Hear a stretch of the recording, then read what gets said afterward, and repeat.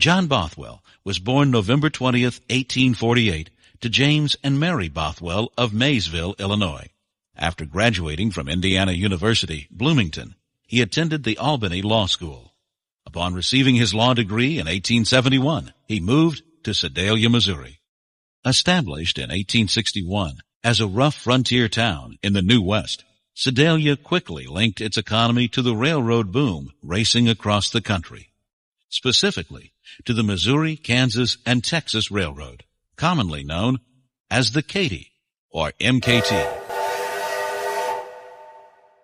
As the iron ribbon crisscrossed the nation, linking the industrial East to the open lands of Texas and beyond, Sedalia was in a position for rapid expansion.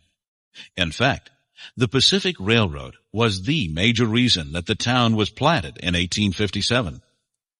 The town grew by leaps and bounds, becoming the terminus and the interchange point for the Katy Railroad. Constant rail traffic flowed through Sedalia, spawning employment and business opportunities. Such was the climate that welcomed John Bothwell in 1871. He quickly set up a law practice and became involved in the town's development, which by the mid-1880s included 4 banks, 5 building and loan associations, and 7 hotels.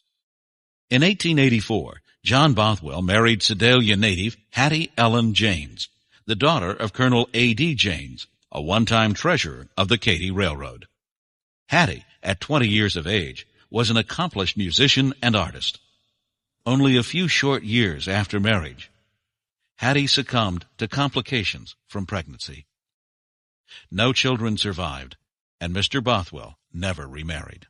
After Hattie's death, John Bothwell became very involved in state and national politics. Elected to the Missouri House of Representatives in 1888, Bothwell represented the citizens from the Pettis County area for 4 terms. He was the chairman of the State Republican Central Committee from 1892 to 1894, and a delegate at large at 3 national Republican conventions.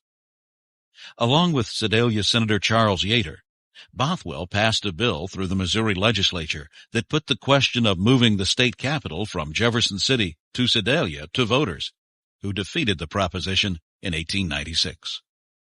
Over the years, John Bothwell became very involved in Sedalia as an assistant prosecuting attorney, banker, and landowner.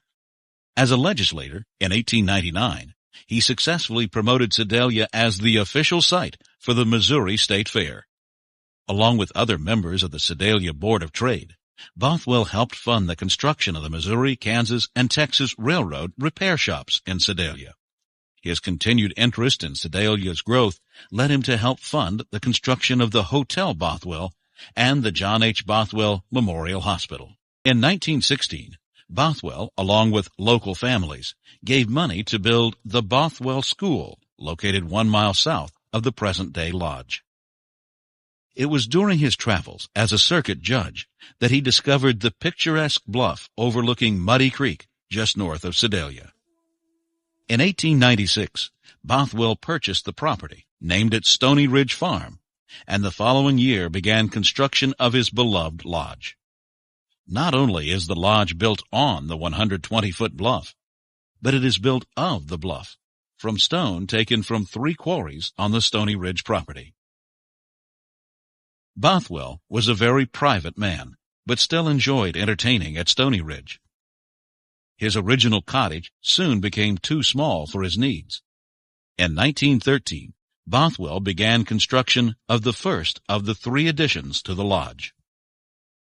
In 1922, the main dining room and more bedrooms were added, and the final addition in 1926 added even more bedrooms, the music room, and the veranda. The lodge had many modern innovations, including indoor plumbing and an electric Delco lighting system that was installed in 1917. During the construction of the tower section, workers tapped into a cave. Rather than cover it up, Bothwell experimented with using the cool cave air to ventilate the lodge. The lodge we see today was completed in 1928. The simple country cottage with 7 rooms was now a 12,000 square foot, 30-room mansion. While the lodge is the focal point of Stonyridge, other buildings were constructed on the property as well. Bothwell spent years restoring the natural vegetation and constructed a trail along the wooded slope surrounding the lodge. Along the trail are two buildings of interest. The gazebo was used by Bothwell on his daily walks, and the gypsy camp was a place for Bothwell and his guests to rough it in the woods. The garage, built in 1917, housed Bothwell's first car, a Chandler Roadster. An addition in 1928 made room for 4 cars and a loft for drivers. North of the lodge is the farmhouse and the Cliff House. The Cliff House was constructed for Bothwell's cousin, Conrad Bothwell. Conrad, a frequent visitor to Stonyridge, worked at the Sedalia National Bank, where John Bothwell was president. In his later years, Bothwell enjoyed traveling around the world. Cuba, Egypt, South America, and the Philippines were all ports of call. Upon his return, he would often visit the students at Bothwell School and tell them of his adventures abroad. According to the lodge guest books, Bothwell allowed his friends and family to use the lodge in his absence, but unwelcome guests might be met with one of the many notices placed around the Bothwell property. John Bothwell died on August 4, 1929, here at Bothwell Lodge. But his contribution to Sedalia and Missouri did not end with his death. He left a 22-page will outlining how his wealth and property were to be used. He left money to relatives and friends. He gave endowments to the University of Missouri and Indiana University. He paid off the outstanding debt on the new hospital. He even stipulated in the will that his estate would pay the expense of anyone traveling over 100 miles to his funeral. Bothwell Lodge was bequeathed to 38 friends and relatives who could utilize the lodge until the original group's number fell below 5. With the death of Ada Bothwell in 1969, another clause in the will took effect. Bothwell Lodge and the surrounding property were offered to the state of Missouri.